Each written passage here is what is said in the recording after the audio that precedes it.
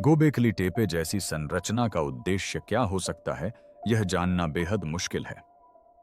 आधुनिक कृत्रिम बुद्धिमत्ता ने तुर्की में मिली पत्थर की शिलाओं पर अंकित एक प्रागैतिहासिक भयावह घटना की पुष्टि की है। गोबेकली टेपे पर खुदी हुई ये आकृतियां 12,000 साल पहले हुई एक विशाल सौर घटना और धूमकेतु के टकराने को दर्शाती हैं, जिसने अंतिम हिमयुग को आग की दीवार में तब्दील कर दिया था। वहां का विशाल टावर, जो पिछली हिमयुग के अंत तक का है, एक विशालकाय महापाषाणकालीन टावर है, जिसमें दुनिया की सबसे पुरानी ज्ञात महापाषाणकालीन सीढ़ी है। यह खोज एक तरह से उस खोए हुए मानव इतिहास का रोसेटा स्टोन है, जिसे हम अभी उजागर कर रहे हैं। अधिकांश लोग जानते हैं कि पिरामिड पुराने हैं, लेकिन यह स्थल उन्हें बिल्कुल नई इमारतों जैसा दिखाता है। इन स्तंभों से एक परिष्कृत कैलेंडर प्रणाली का पता चलता है, जो दुनिया के अंत का हिसाब रखती थी। लेकिन असली सवाल यह है कि वे हमें यह संदेश अभी क्यों दिखाना चाहते थे। प्रागैतिहासिक विसंगति। इंटरनेट पर इस बात को लेकर खूब चर्चा हो रही है कि कृत्रिम बुद्धिमत्ता ने दुनिया के सबसे पुराने मंदिर में मिली एक रहस्यमय शिला को डिकोड कर दिया है। आपने शायद लुप्त सभ्यताओं के बारे में सुर्खियां देखी होंगी, लेकिन मामला इतना सरल नहीं है। सच्चाई तो इससे कहीं अधिक विचित्र है कि यह सिर्फ एक शिला है, क्योंकि गोबेकली टेपे का पूरा स्थल ही अपने आप में एक संदेश है।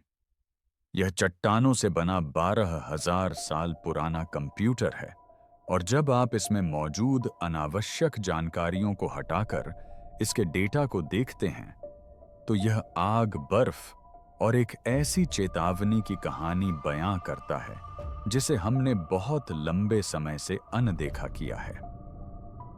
आपको यह समझना होगा कि हम यहां किस विशाल चीज से निपट रहे हैं। जब हम प्राचीन इतिहास की बात करते हैं, तो आमतौर पर हमारे दिमाग में मिस्र के विशाल पिरामिड, स्फिंक्स या स्टोनहेंज के पत्थर के घेरे आते हैं।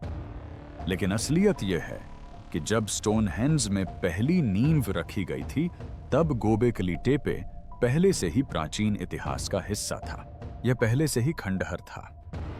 हम एक ऐसे स्थल की बात कर रहे हैं जो पहिए के आविष्कार, लिखित भाषा, मिट्टी के बर्तन बनाने की कला और यहां तक कि पशुओं को पालतू बनाने से भी पहले का है। यह पिरामिडों से 7,000 वर्ष पुराना है। यह इतना पुराना है कि यह मानव विकास की समय रेखा को तोड़ देता है। लंबे समय तक मानव इतिहास की कहानी काफी सीधी सादी थी। हम सोचते थे कि मनुष्य सैकड़ों हजारों वर्षों तक साधारण शिकारी संग्रह करता थे। हम छोटे छोटे समूहों में हिरणों का पीछा करते बेर तोड़ते और अस्थायी आश्रयों में सोते थे।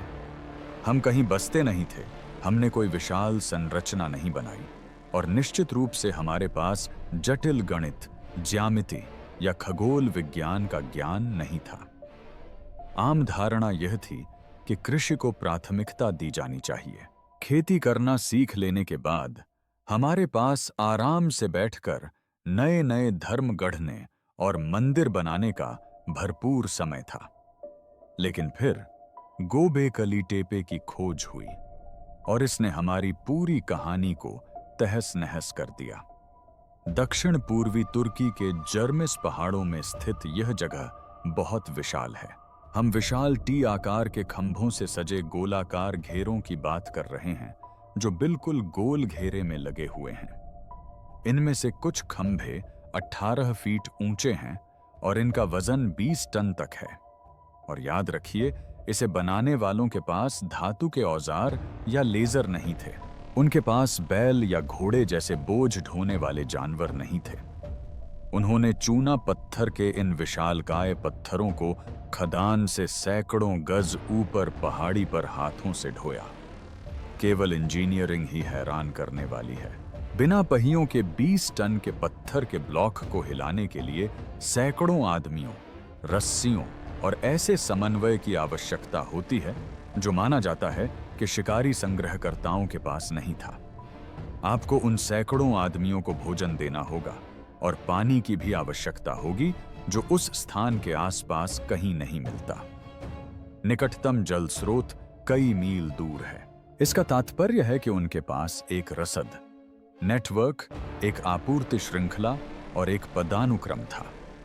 इसका तात्पर्य है कि एक पूर्ण विकसित सभ्यता अचानक कहीं से उभर आई। लेकिन आश्चर्यजनक बात सिर्फ आकार ही नहीं है। इन स्तंभों पर जो आकृतियां बनी हैं, वही इनकी खासियत है। इन स्तंभों पर पत्थर से उभरी हुई नक्काशीदार आकृतियां हैं, जो पत्थर से बाहर निकली हुई प्रतीत होती हैं। लोमड़ी, जंगली सूअर, सारस, बिच्छू, गिद्ध और विचित्र अमूर्त प्रतीक हर जगह दिखाई देते हैं। वर्षों तक पुरातत्वविदों ने इन्हें देखकर यही कहा कि यह अनुष्ठानिक था। शायद ये जानवर आत्माओं या कुल के प्रतीकों का प्रतिनिधित्व करते हैं। यही वह सुरक्षित उत्तर था जो प्रचलित धारणा के अनुरूप था। लेकिन हाल ही में चर्चा का रुख बदल गया है, और यह कहना भी कम होगा कि ऐसा नहीं है। अफवाहें फैलने लगीं कि कृत्रिम बुद्धिमत्ता ने उस स्थल पर मिली एक शिला को डिकोड कर दिया है। आइए हम तुरंत इस बात को स्पष्ट कर दें कि ऐसी कोई भी हाथ से पकड़ी जाने वाली पत्थर की शिला नहीं है जिसे कृत्रिम बुद्धिमत्ता ने स्कैन किया हो और जादुई तरीके से अनुवादित किया हो। यह इंटरनेट का टेलीफोन गेम है। हालांकि वास्तविकता कहीं अधिक प्रभावशाली है। ये स्तंभ ही टैबलेट हैं। ये विशालकाय स्थायी डेटा केंद्र हैं। पिलर 43 पर ध्यान केंद्रित करें। यही वह निर्णायक सबूत है जिसे अक्सर गिद्ध पत्थर कहा जाता है। यह प्रतीकों से भरा हुआ है जो पहली नजर में अव्यवस्थित प्रतीत होते हैं, लेकिन जब शोधकर्ताओं ने इसे संभाव्यता और खगोल विज्ञान के दृष्टिकोण से देखना शुरू किया, तो ऐसे पैटर्न उभरे जिन्हें अनदेखा करना असंभव है। यह महज कला नहीं थी, यह डेटा था। कृत्रिम बुद्धिमत्ता द्वारा इसे डिकोड किए जाने का दावा करने वाली सुर्खियां इस विधि को बढ़ा चढ़ाकर पेश कर रही हैं, लेकिन वे इसकी जटिलता के बारे में गलत नहीं हैं। हम आधुनिक सांख्यिकीय विश्लेषण का उपयोग करके इन प्रतीकों के संयोगवश प्रकट होने की संभावना की जांच कर रहे हैं, और संभावनाएं बहुत ही कम हैं। जो सिद्धांत जोर पकड़ रहा है वह यह है कि गोबेकली टेपे के लोग केवल जंगली जानवरों को देखकर ही उनकी आकृतियां नहीं उकेर रहे थे, वे आकाश को तराश रहे थे।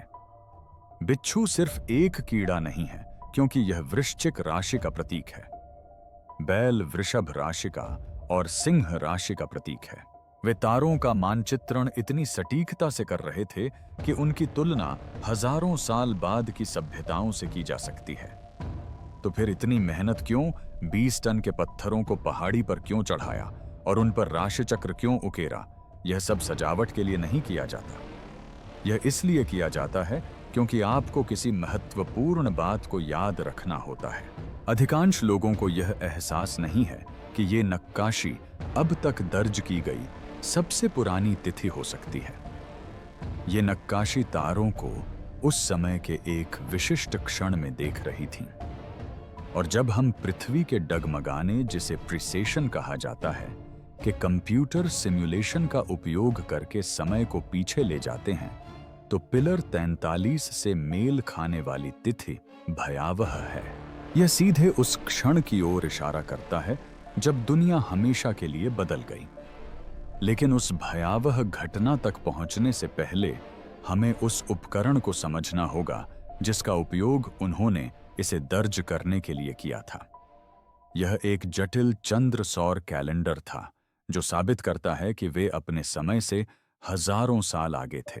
लेकिन अगर वे इतने उन्नत थे तो उन्होंने जानबूझकर इसे क्यों छिपाया? गणितीय गणनाओं को देखने पर यह रहस्य और भी गहरा जाता है कि उन्होंने अपना काम क्यों छुपाया।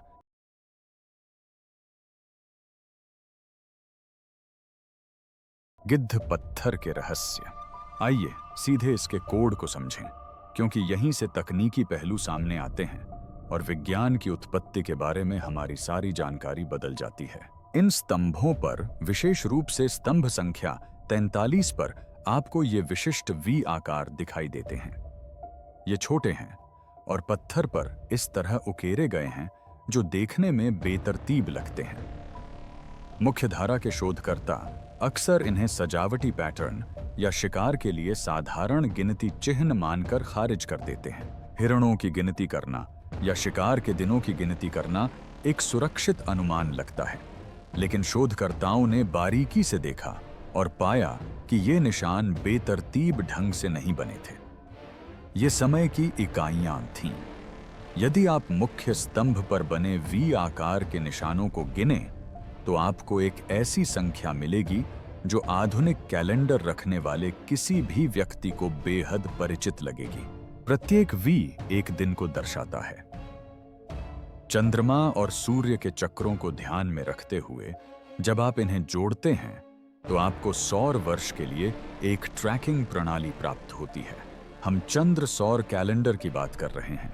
यह एक ऐसी प्रणाली है जो 12 चंद्र महीनों लगभग 354 दिन का हिसाब रखती है और फिर 365 दिनों के सौर वर्ष के साथ तालमेल बिठाने के लिए आवश्यक 11 अतिरिक्त दिन जोड़ती है। यह इतना महत्वपूर्ण क्यों है?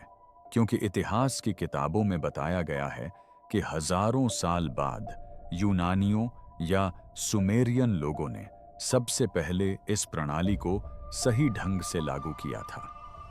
यदि गोबेकली टेपे के निर्माताओं के पास 9600 ईसा पूर्व में एक कारगर सौर कैलेंडर था, तो इसका मतलब है कि वे पृथ्वी की सूर्य के चारों ओर गति को उस समय से बहुत पहले समझते थे जब हमने कभी सोचा भी नहीं था कि यह संभव है।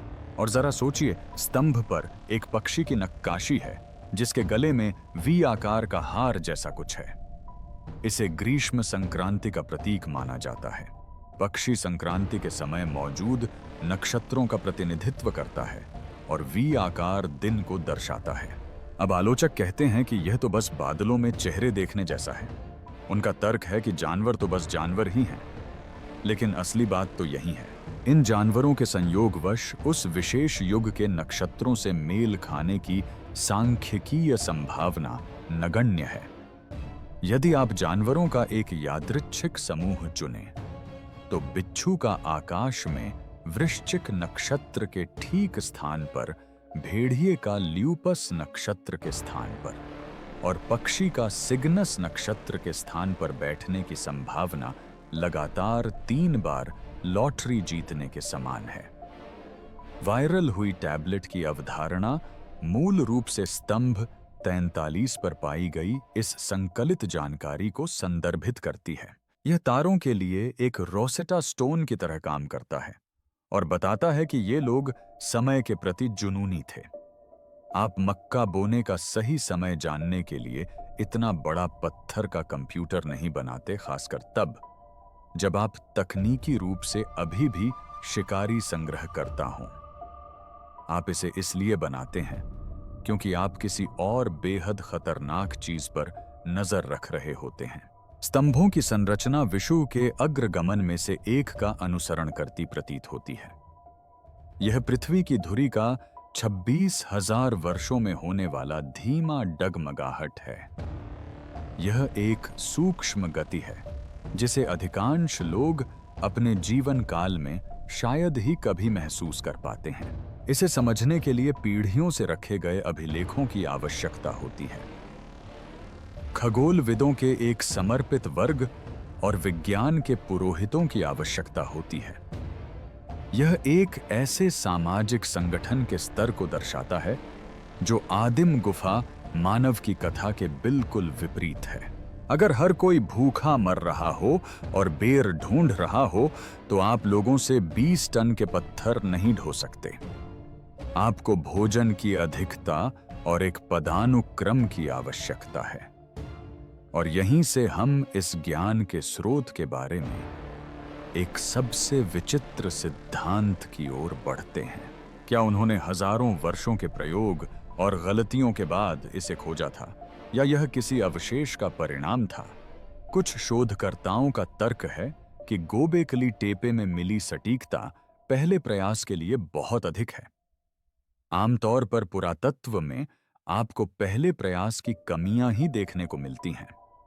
पत्थर के किले से पहले मिट्टी की झोपड़ी दिखाई देती है, लेकिन गोबेकली टेपे पूर्ण रूप से निर्मित, परिपूर्ण और विशाल प्रतीत होता है। इससे संकेत मिलता है कि ज्ञान को वहां लाया गया था। इससे प्रौद्योगिकी के हस्तांतरण का विचार सामने आता है। शायद किसी पिछली लुप्त सभ्यता के बचे हुए लोग, संभवतः वे लोग जो उन तटीय क्षेत्रों में रहते थे जो अब पानी के नीचे हैं, तुर्की के पहाड़ों में भाग गए। वे अपने साथ गणित, खगोल विज्ञान और राजमिस्त्री के कौशल लेकर आए थे।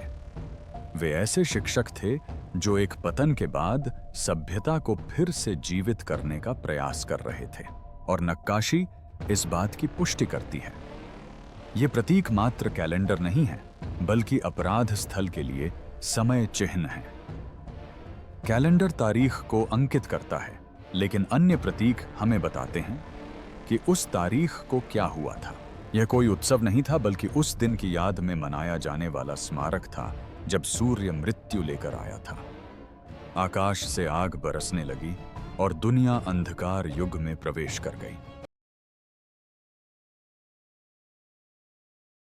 यंगर ड्रायस की घटना। तो गिद्ध पत्थर वास्तव में किस तिथि की ओर इशारा करता है? स्तंभ 43 पर तारों की स्थिति लगभग 10,850 ईस्वी पूर्व के आकाश से मेल खाती है, जो लगभग 12,800 वर्ष पूर्व है।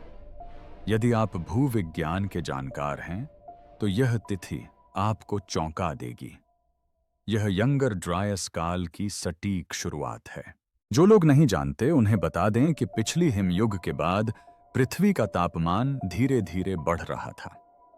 ग्लेशियर पिघल रहे थे और समुद्र का स्तर धीरे धीरे बढ़ रहा था। जीवन सुखद था और मनुष्य आबादी का विस्तार हो रहा था। और फिर भूवैज्ञानिक दृष्टि से देखा जाए तो रातों रात धरती घोर ठंड में डूब गई। तापमान में भारी गिरावट आई। कुछ लोगों का कहना है कि एक दशक में 15 डिग्री फ़ारेनहाइट तक तापमान गिर गया। मैमथ, कृपाण दांत वाली बिल्लियां और विशालकाय स्लॉथ जैसे बड़े जानवर विलुप्त हो गए। उत्तरी अमेरिका में रहने वाले क्लोविस लोग विलुप्त हो गए। दशकों तक वैज्ञानिकों ने इस बात पर बहस की कि इसका कारण क्या था। क्या यह समुद्री धाराओं में बदलाव था या ज्वालामुखी विस्फोट? लेकिन गोबेकली टेपे एक अलग ही गवाही पेश करता है। इन नक्काशी में एक बिना सिर वाली आकृति दिखाई देती है।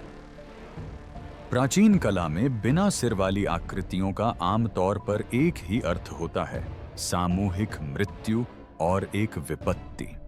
और इन आकृतियों के बगल में हमें सांपों या लोमड़ियों के झुंड जैसे प्रतीक दिखाई देते हैं। शोधकर्ता इन्हें जानवर नहीं बल्कि उल्कापिंड मानते हैं।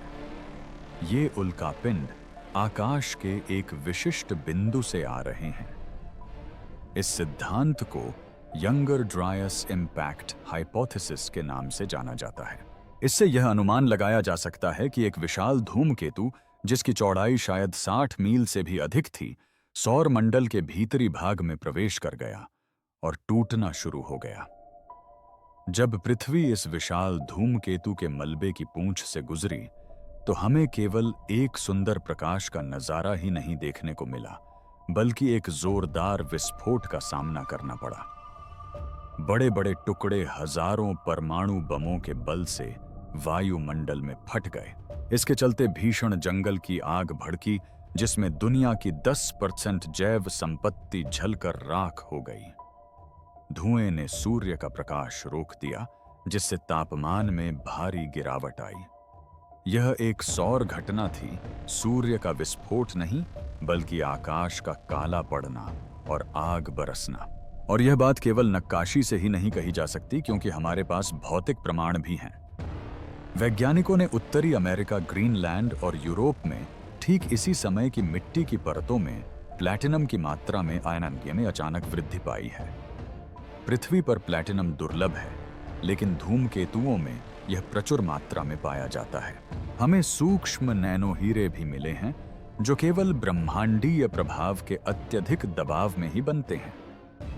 भूवैज्ञानिक इसे ब्लैक मैट कहते हैं। यह महाद्वीपों में फैली हुई गहरे रंग की मिट्टी की एक पतली परत है। इसके नीचे आपको विशालकाय जानवरों की हड्डियां और क्लोविस काल के भाले के नुकीले सिरे मिलेंगे। इसके ऊपर आपको कुछ नहीं मिलेगा। भूवैज्ञानिक अभिलेख में यह मृत्यु की एक रेखा है। गोबेकली टेपे उस स्मारक का निर्माण उन लोगों ने करवाया था जिन्होंने उस रेखा को खींचते हुए देखा था।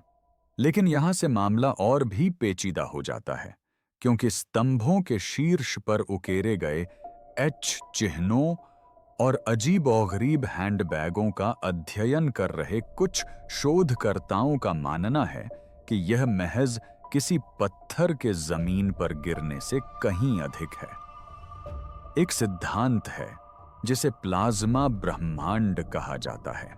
इससे पता चलता है कि धूमकेतु के टकराने से पृथ्वी का चुंबकीय क्षेत्र प्रभावित हुआ होगा या सौर तूफानों के साथ परस्पर क्रिया हुई होगी, जिससे आकाश में बड़े पैमाने पर प्लाज्मा का विस्फोट हुआ होगा। कल्पना कीजिए कि आप ऊपर देख रहे हैं और आपको केवल बादल ही नहीं बल्कि बिजली की विशाल चमकती आकृतियां दिखाई दे रही हैं, जो नियॉन देवताओं की तरह मुड़ती और रूप बदलती रहती हैं। उच्च ऊर्जा प्लाज्मा विस्फोटों का आकार बिल्कुल वैसा ही होता है जैसा कि दुनिया भर में प्राचीन चट्टानी कला में दिखाई देने वाली आकृतियों का होता है। क्या गोबेकली टेपे की नक्काशी इसी बात को दर्शा रही है? ये विचित्र अमूर्त प्रतीक आकाश में बिजली की चमक के प्रतीक हो सकते हैं। स्तंभ टॉराइड उल्कापिंड धारा की ओर इशारा करते प्रतीत होते हैं।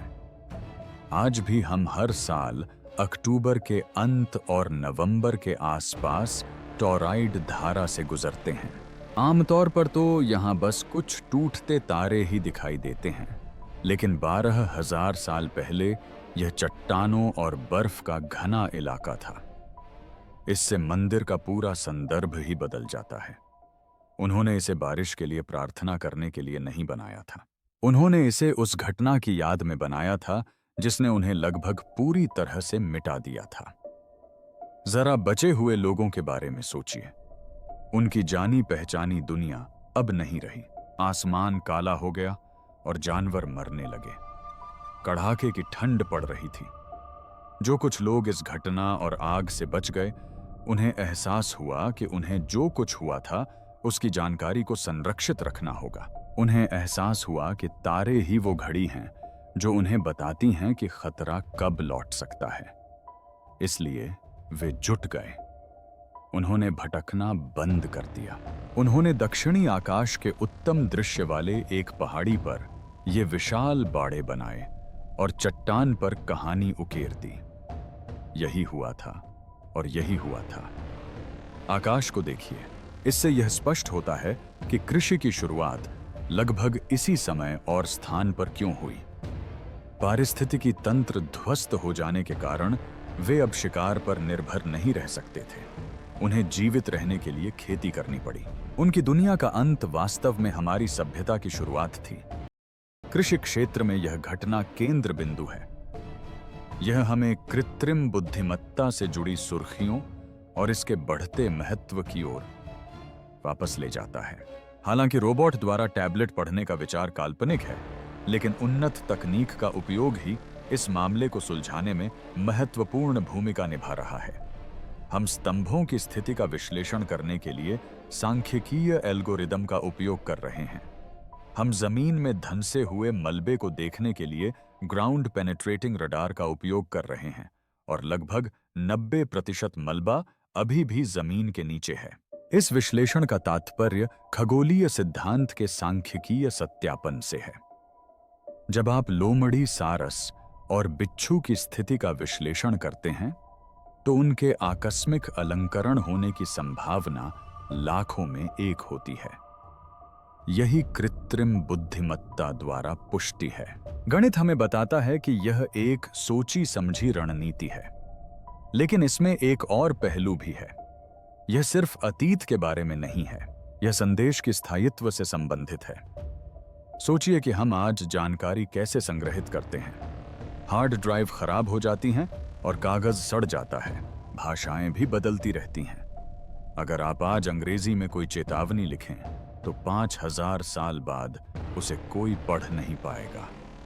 इस मामले में गोबेकली टेपे के निर्माता हमसे कहीं ज्यादा समझदार थे। उन्होंने एक ऐसी भाषा का इस्तेमाल किया जो कभी नहीं बदलती। तारे। तारों की स्थिति एक सार्वभौमिक स्थिरांक है।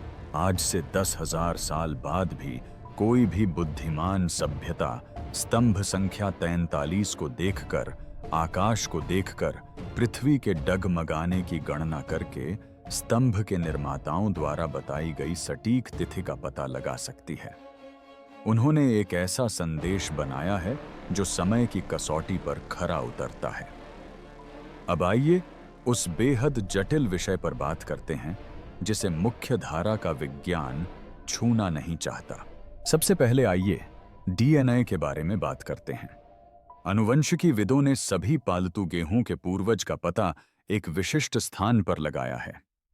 अनुमान लगाइए कहां कराकाडाग पर्वत, जो गोबेकली टेपे से लगभग 20 मील दूर है। इसका अर्थ है कि यही स्थान कृषि का मूल उद्गम स्थल है। क्या यह महज संयोग है कि सबसे उन्नत पत्थर का मंदिर और पौधों का पहला आनुवंशिक संशोधन एक ही स्थान पर एक ही समय में हुआ? कुछ सिद्धांतकार पूछते हैं कि क्या गोबेकली टेपे एक प्रयोगशाला थी? क्या प्राचीन ग्रंथों में वर्णित रक्षक वास्तव में उन विशिष्ट लोगों के समूह को संदर्भित करते हैं जिन्होंने मानवता को कृषि से परिचित कराया? प्राचीन ग्रंथों में रक्षकों के अवतरण और उनके द्वारा मनुष्यों को सभ्यता, धातु शिल्प और खगोल विज्ञान सिखाने की बात कही गई है। यह घटना लगभग उसी क्षेत्र में घटी। क्या ये स्तंभ उन शिक्षकों की विरासत हो सकते हैं? और फिर आते हैं हैंडबैग। स्तंभ संख्या 43 के शीर्ष पर 3 नक्काशी हैं जो बिल्कुल हैंडबैग जैसी दिखती हैं। आप इन थैलों को प्राचीन सुमेरियन कला में भी देख सकते हैं, जिन्हें मैक्सिको और न्यूजीलैंड में रहस्यमयी आकृतियों द्वारा धारण किया गया है। हजारों मील और हजारों वर्षों की दूरी पर स्थित संस्कृतियों ने एक ही विशिष्ट प्रतीक को उकेरने का निर्णय कैसे लिया? सिद्धांत यह है कि यह ज्ञान के भंडार का प्रतिनिधित्व करता है, सभ्यता के बीज जो प्रलय से बचे लोगों द्वारा ले जाए गए थे। और हम ध्वनि विज्ञान को भी नजरअंदाज नहीं कर सकते। कुछ शोधकर्ताओं का दावा है कि पत्थर के घेरे विशिष्ट आवृत्तियों पर प्रतिध्वनित होने के लिए डिजाइन किए गए हैं। जब इन घेरों के अंदर मंत्रोच्चार किया जाता है या ढोल बजाए जाते हैं तो ध्वनि बदल जाती है। कुछ लोग तो यह भी सुझाव देते हैं कि पत्थरों को हिलाने में मदद के लिए ध्वनि का उपयोग किया गया था। हालांकि यह विज्ञान कथा जैसा लगता है, लेकिन हम जानते हैं कि आज प्रयोगशाला में ध्वनि तरंगें छोटी वस्तुओं को उठा सकती हैं। क्या उन्हें इस भौतिकी के किसी बड़े रूप का ज्ञान हो सकता था? जैसे जैसे हम गहराई से छानबीन करते हैं, हमें एहसास होता है कि हम एक ऐसी तकनीक को देख रहे हैं जिसे हम नहीं समझते। और यहीं से जानबूझकर छिपाए गए इस रहस्य का गहरा असर शुरू होता है। उन्होंने इसे क्यों छिपाया? उन्होंने इसे यूं ही नहीं छोड़ा था। उन्होंने जानबूझकर बाड़ों को मिट्टी और मलबे से भर दिया था। यह एक बहुत बड़ा काम था, लगभग उतना ही मेहनत का काम जितना इसे बनाने में लगा था।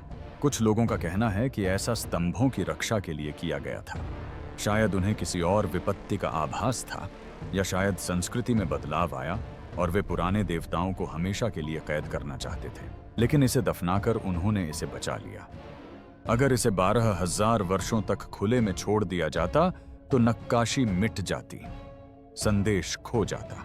इसे दफनाकर उन्होंने इसे एक टाइम कैप्सूल में रख दिया ताकि कोई ऐसी सभ्यता इसका पता लगा सके जो इसे खोद कर निकाले और इसके कोड को समझ सके। वह सभ्यता हम ही हैं। क्या आपको लगता है कि ये स्तंभ किसी धूमकेतु के बारे में असली चेतावनी है, या हम बस धूल में पैटर्न देख रहे हैं? क्या हमारी सभ्यता हमारी सोच से कहीं अधिक पुरानी है? टिप्पणियों में अपने सबसे अनोखे सिद्धांत जरूर बताएं। अगर आपको इतिहास की गुमशुदगी को खोजना पसंद है तो लाइक बटन दबाएं और सब्सक्राइब करें। आप हमारे अगले गहन अध्ययन को बिल्कुल भी मिस नहीं करना चाहेंगे।